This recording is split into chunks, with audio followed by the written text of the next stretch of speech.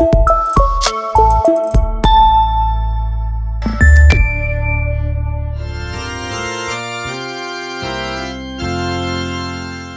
mofinaina isan'andro atolotry ny mpitandrina rakotina valina maoly.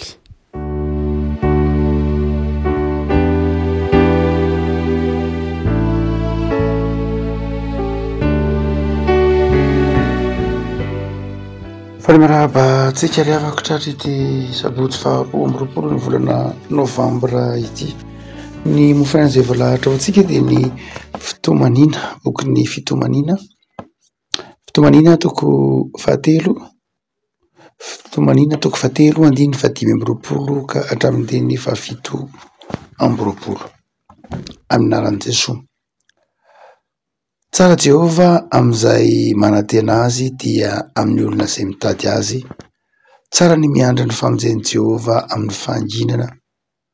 Tsara amin'ny olona ny mitondra zioga raha mbola tanora izy. Ray masino, manamasinana amin'ny fahamarinana ny teninao, ny fahamarinana. Amen. Fitomaniny Jeremia mpaminano no anarana iantsona ity boky izay nakarany mofinaina ho antsika anio ity. Ary atao hoe tononkira izy kanefa koa tsy de hoe tononkira nisy feonkira akory, izay no mahatonga antsika afaka manao hoe toko, na rehefa manolina azy afaka manisy hoe toko, afaka tsy voatery koa anisy hoe toko. Ary dia izy ity dia tahaka ny tononkalo, tahaka ny tononkira ihany, dia tsy de niraina tahaka ny bokin'ny Salamo aza. Dia eo amin'ilay Salamo tononkira alfabeta, izay nanaraka ny alfabeta, manomboka any amin'ny alefa ka hatrany amin'ny taomo ny alfabeta hebreo.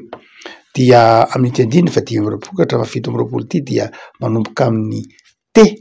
ny teny rehetra dia nahakaka fanifanitsy tamin'ny teny malagasy, fa amin'ny andininy hafa dia tsy mifanitsy. Fa amin'ity andiny eto ampitanantsika ity dia mitomboka amin'ny teny isan'ny andininy, ary dia saika te tokoa le izy eto tamin'ny teny nateradika tamin'ny teny malagasy ary. Tsara Jehova amin'izay manantena azy amin'ny olona izay mitady azy. Tsara ny miandry ny famonjen'i Jehova amin'ny fanginana. Tsara amin'ny olona ny mitondra zioga raha mbola tanora izy. Fahatsarana telo ary no zara mofinaina ho antsika anio ry havako. Fahatsarana telo araka ny bokin'ny fitomanina. Fahatsarana voalohany dia zao: tsara ny fanantenana sy ny fiankinana amin'Andriamanitra. Tsara Jehova amin'izay manantena azy amin'ny olona izay mitady azy. Ny fahatsaran'Andriamanitra no hitan'izay rehetra miankina amin'Andriamanitra sy mitady an'Andriamanitra. Fa angamba hoe misy faharatsiana ao amin'Andriamanitra sanatria ny vava, tsisy faharatsiana ao amin'Andriamanitra, fa ny tiany tenenina dia ny hoe tsara no ataon'Andriamanitra, tsara no isehoan'Andriamanitra amin'izay olona marina, amin'izay olona tia azy. Tsy miseho amin'ny mpanompon'Andriamanitra ny fahatezeran'Andriamanitra, tsy miseho amin'ny mpanompon'Andriamanitra ny fahasosoran'Andriamanitra, zany no ilazana azy, fa miseho amin'ny mpanompon'Andriamanitra kosa ny fahatsaran'Andriamanitra.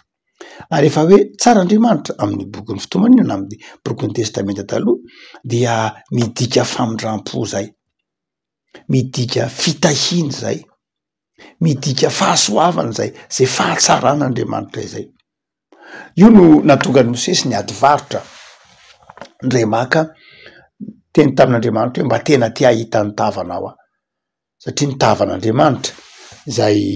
nataontsika hoe Peniela, ny tavan'Andriamanitra dia tsara. Tavan'Andriamanitra rehefa mitondra fitahiana zay mahatonga ny tsodrano nanafaran'ny tompony Arona hoe tonony amin'ny vahoaka, tonony amin'ny fiangonana hoe amirapiratra ny tavan'i Jehova, ny tavan'Andriamanitra. Ary dia izany fahatsaran'ny tavan'Andriamanitra dia hitan'ny olona, hitan'ny mpanompon'Andriamanitra zany fahatsaran'Andriamanitra. Ohatsy hoe Mosesy ny ady varotra nahita ny tavan'Andriamanitra. Ary hitantsika koa ny fiovantareta dia tendrombohitra tantarain'ny filazantsara izay natrehany sy Jaona sy Jakoba ary Petera, nahitany ny fahatsaran'Andriamanitra ka nahatonga ny Petera ny teny hoe aleo mijanona eto ianao, aleo monina eto mihitsy tsika ka. aloha manao laeto am'ty tendrombohitra ty tsika aninona tsika hidina any ambany antsona aninona hiala eto indray aninona andeha arisy anindra efa tsara eto ny toerana tsara indrindra satria ahitana lay fiofantarehin'Andriamanitra na ahitana ny fahatsaran'Andriamanitra lefako malala azotsika atao mahita ny fahatsaran'Andriamanitra isan'andro azotsika atao azonao atao ny mahita ny fahatsaran'Andriamanitra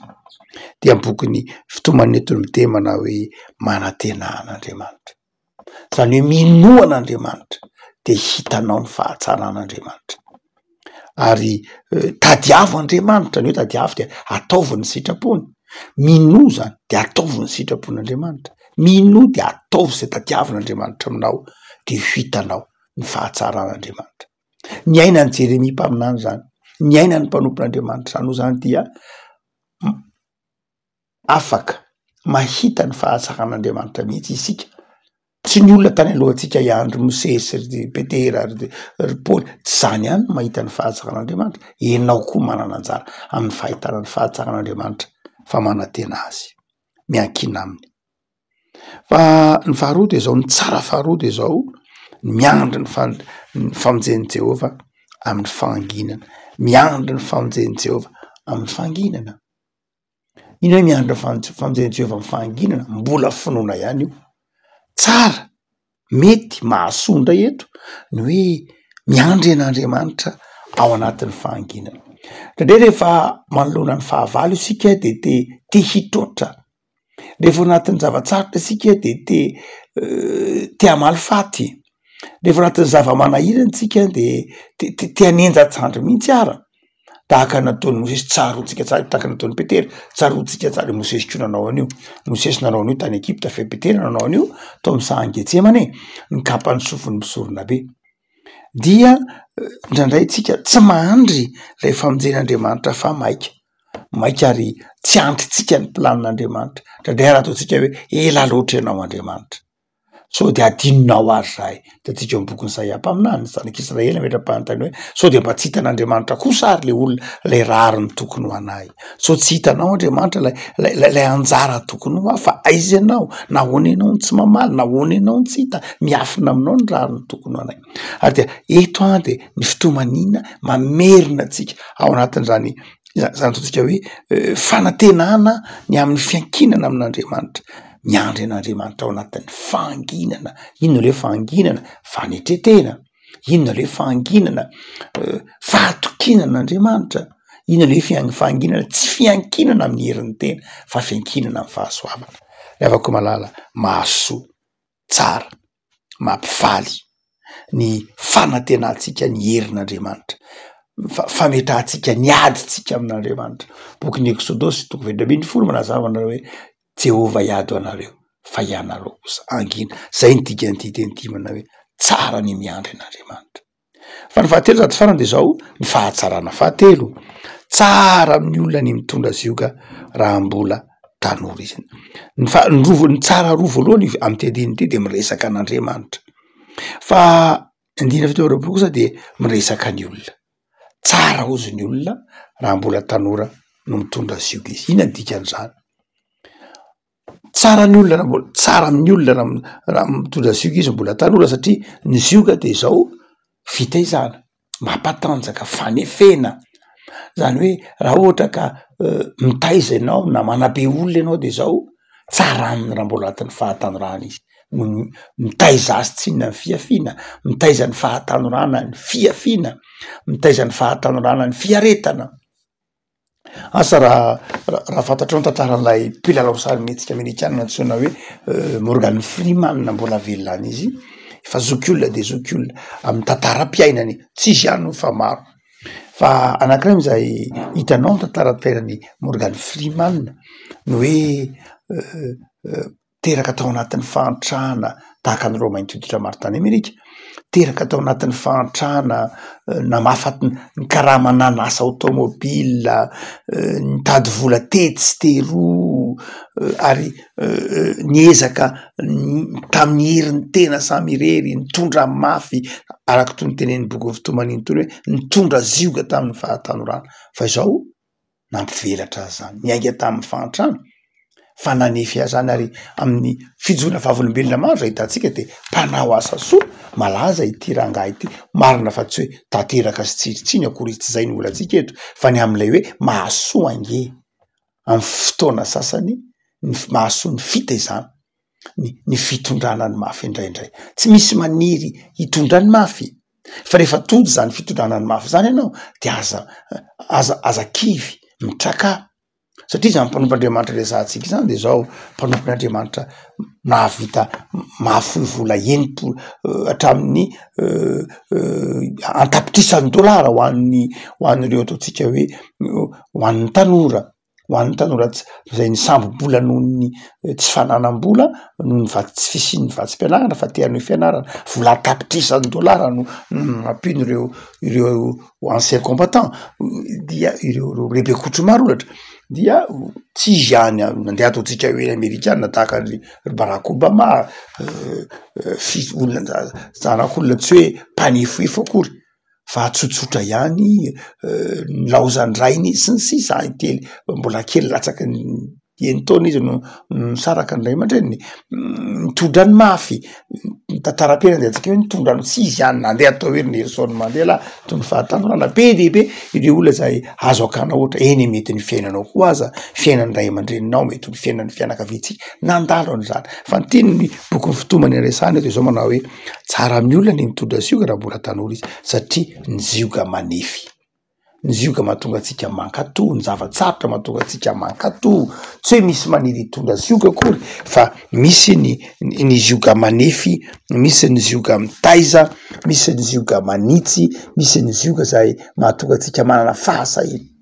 na mpotona ianatsakehitriny de atsapatsika fa ny mpotona ny tsy fahampiny courage na ny rispo eo anivon'ny fiarahamonina ny olona kehitriny de manjary olona mora resy mora kivy mora miemotra tsy mahatojo zany tozary toetsaina iainan'ny olona kehitriny zay mahatonga ny boky ny fitoman'ny eto ny temana hoe tsara nge mahasoa nge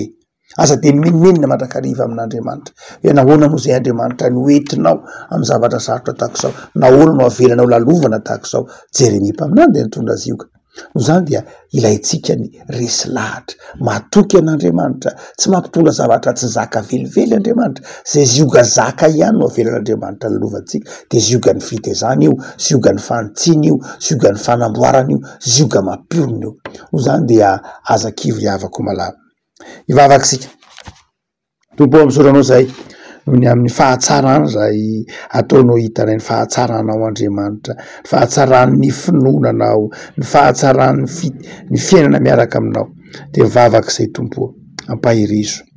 ataovy miankina aminao atao faly amin'ny fanarahana anao zao ny amin'ny te sabotsy farany herinandro ity zay ampanantenanao nay zavatra tsara